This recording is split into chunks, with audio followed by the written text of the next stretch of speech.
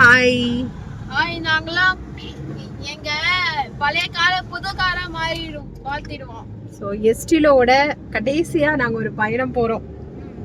இந்த காரை வந்து நாங்கள் மாற்ற போகிறோம்.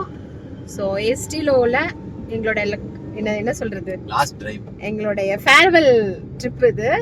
சும்மா ஏன்னா இன்னைக்கு இதை கொடுப்போம் நாங்கள் எக்ஸ்பெக்ட் பண்ணல. பட் சடனாக இன்னைக்கே நீங்கள் எக்ஸ்சேஞ்ச் பண்ணிடுங்கன்னு சொல்லிட்டாங்க. எக்ஸ்சேஞ்ச் பண்ணி வேறு கார் வாங்க போகிறோம்.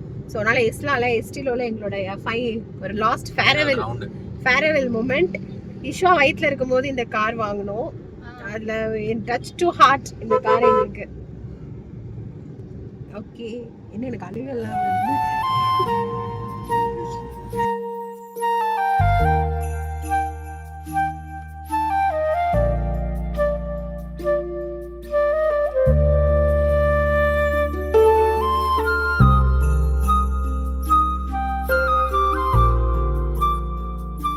One eternity later.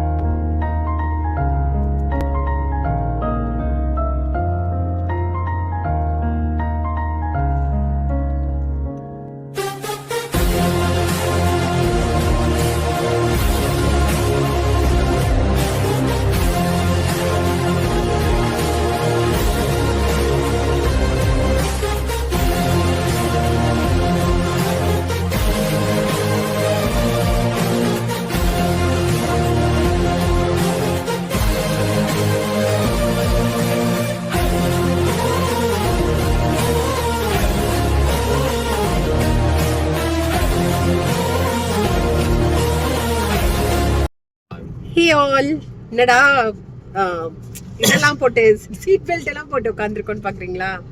வேற வழி இல்லைங்க, புது கார் எடுத்துட்டேன், கத்த ஆரம்பிச்சிச்சு. ஸோ நாங்க எங்களோட நியூ கார் எடுத்தாச்சு. விஸ்வா சீட் பெல்ட் போட ட்ரை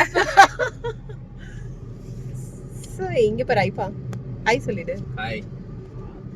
ஸோ நாங்க வந்து வெற்றிகரமா புது கார் எடுத்திருக்கோம். இவ்வளோ நாளாக நாங்கள் ஒரு ஓல்டு செகண்ட் ஹேண்ட் கார் தான் வச்சுருந்தோம். பட் இந்த டைம் வித் காட் பிளெஸிங் நாங்கள் வந்து ஒரு புது கார் எடுத்திருக்கோம். தேங்க்ஸ் டு காட், இல்லையா?